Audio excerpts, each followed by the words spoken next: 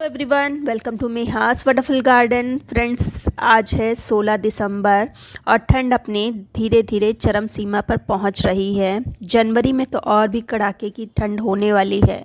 ऐसे टेम्परेचर में आप अपने प्लांट को, चाहे वो हिबिस्कस हो, चाहे रोज़ हो, चाहे कोई और फ्लावरिंग प्लांट हो या वेजिटेबल प्लांट हो, ऐसे प्लांट्स को आप क्या दे सकते हैं जिससे उनकी ग्रोथ भी अच्छी हो और भरपूर मात्रा में फूल फल भी मिले।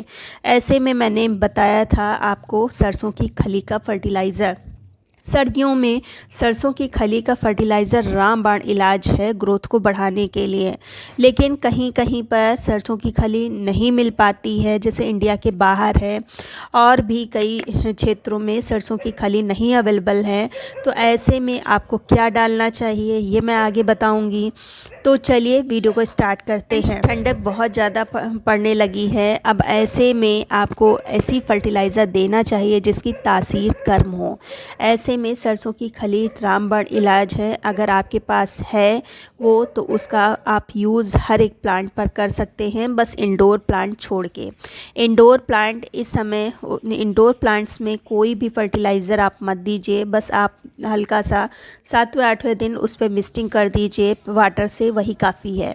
लेकिन वेजिटेबल प्लांट्स हैं, फ्लावरिंग प्लांट्स हैं, यहाँ तक कि परमानेंट जो प्लांट्स हैं उन पर भी आप सरसों की खली का प्रयोग करिए।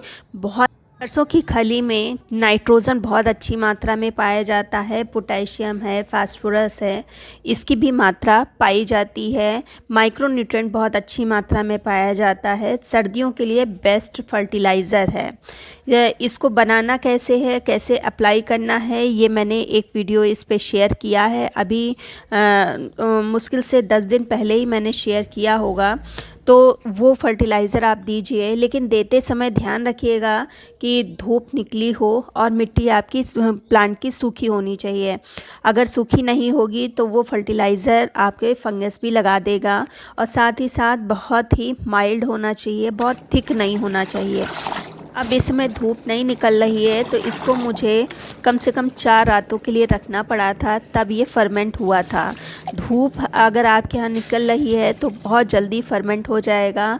मिनिमम आपको 2 दिन रखना पड़ेगा। हल्की सी स्मेल आने लगेगी, तब आप उसमें पानी अच्छे से मिक्स करके अपने प्लांट को दे सकते हैं। अगर आपके पास सरसों की खली नहीं है तब आप इसको इस्तेमाल कर सकते हैं। तो आप किचन से ये चीज़ प्रयोग कर सकते हैं।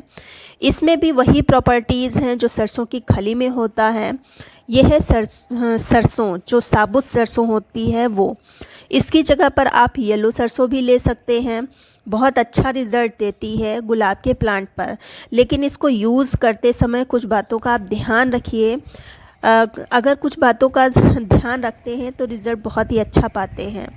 सबसे पहली बात है कि इसको हम यूज़ करने से पहले पीस लेंगे, क्योंकि अगर आप ऐसे ही डाल देंगे तो ये अनाज है तुरंत ग्रो हो जाएगी, क्योंकि इसका मौसम भी ग्रो होने का है।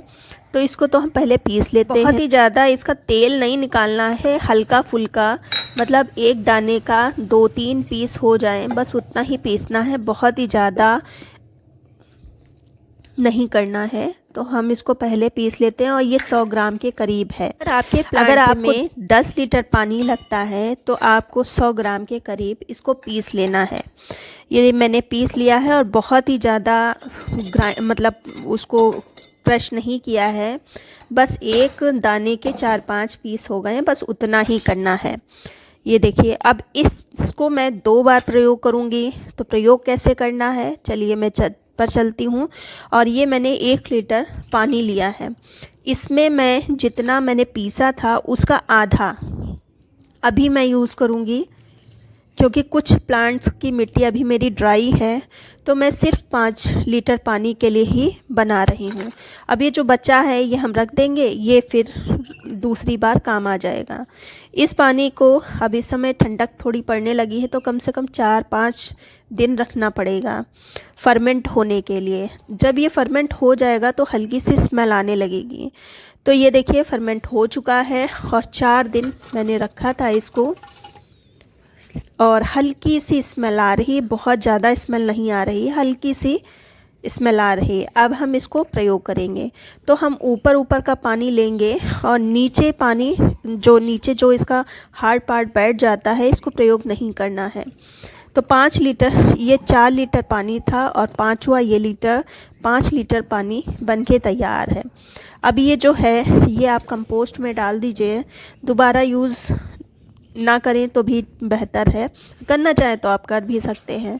अब हम इस पानी को अपने रोज़ के प्लांट में, जिसकी प्लांट की मिट्टी सूखी हो, उसमें डाल देंगे। बहुत अच्छा रिज़ल्ट आप देखने को पाएंगे। हालांकि बेस्ट तो सरसों की खली ही है, उसमें रिज़ल्ट बहुत ही अच्छा मिलता है। लेकिन अगर आपके पास नहीं है तो सरसों का भी प्रयोग कर सकते हैं। उसमें भी वही न्यूट्रिएंट पाए जाते हैं जो सरसों की खली में पाए जाते हैं।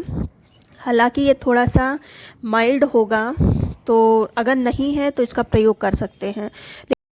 को आप डायरेक्ट भी यूज़ कर सकते हैं। जैसे कि ये मेरा हिबिस्कस का प्लांट है, इस पे मैं यूज़ करके दिखाऊंगी। तो सबसे पहले इस पे जितनी मिट्टी में घास फूस लगी है, इन सबको हटा देना है।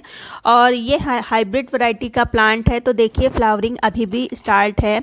देसी जो प्लांट होते हैं वो थोड़ा सा प्लांट में फ्लावरिंग बंद हो जाती है इस मौसम में, या फ्लावर आते भी हैं तो बहुत ही छोटे छोटे से आते हैं। तो उस प्लांट पर भी आप दे सकते हैं। अगर इस तरह हाइब्रिड प्लांट पर आप देंगे तो रिज़ल्ट अच्छा मिलेगा, फ्लावरिंग आपको अच्छी मिलेगी। तो प्लांट की हम अच्छे से सफाई कर लेते हैं और हल्का सा चम्मच की सहायता से मिट्टी को थोड़ा सा हटाना है, बहुत ज़्यादा गहराई में नहीं जाना है। तो इस तरह से हटा देंगे। और इसमें जैसे कि ये मेरा 3 साल पुराना प्लांट है, लेकिन ये चूँकि हाइब्रिड है तो बढ़ता नहीं है, ये इतना ही रहता है। तो उसमें मैं 2 चम्मच भर भर के ये सरसों का पाउडर डाल रही हूँ। अगर आपको डाउट है कि इससे फंगस लग जाएगी, हालांकि ऐसा होता नहीं है, तब आप इसका लिक्विड फॉर्म में ही प्रयोग करिए। मैं इसका सॉलिड फॉर्म में भी डायरेक्ट भी प्रयोग करती हूँ और पानी में कभी कभी घोल के भी डालती हूँ। हालांकि मेरे पास सरसों की खली है तो मैं उसी का यूज़ अधिकतर करती हूँ, लेकिन जब ख़त्म हो जाती है तो सरसों का भी प्रयोग कर लेती हूँ। रिज़ल्ट दोनों का अच्छा मिलता है। लेकिन अगर है आपके पास सरसों की खली तो फर्स्ट आप उसी का प्रयोग करिए। फर्टिलाइज़र के अलावा भी बहुत सारी चीज़ें होती हैं जो एक प्लांट को बहुत ज़्यादा प्रभावित करती हैं। उसमें है सूर्य की रोशनी। इस समय धूप बहुत ही ज़्यादा हल्की हो गई है, तो प्लांट को वहाँ उठा के रखें जहाँ पर पूरा इस पे सनलाइट पड़े। दूसरा पानी इस मौसम में मिट्टी अधिकतर सूख नहीं रही है, तो जब भी पानी दें तो अच्छे से, इसलिए फर्टिलाइज़र देते समय या पानी देते समय मिट्टी अच्छे से चेक कर लें कि मिट्टी सूखी है कि गीली है। तभी प्लांट पर डेड हेडिंग करते रहें, सॉफ्ट प्रूनिंग करते रहें। चाहे वो गुलाब हो, गुड़हल हो, कोई भी प्लांट हो। इस समय सीजनल प्लांट बहुत अच्छे चल रहे हैं, तो वो भी जैसे पिटूनिया है, ये अगर खिल जाए तो उसको वहाँ से हटा दें, क्योंकि ये जो फ्लावर फेड हुए लगे रहेंगे तो रात में पड़ती है ओस, तो वो प्लांट पर फंगस लगा देगी। इसलिए उसकी सॉफ्ट प्रूनिंग लगातार करते रहें। तो ये सब जो चीज़ें मैंने बताई उनको अप्लाई करिए, आपके भी प्लांट बहुत अच्छी फ्लावरिंग करेंगे।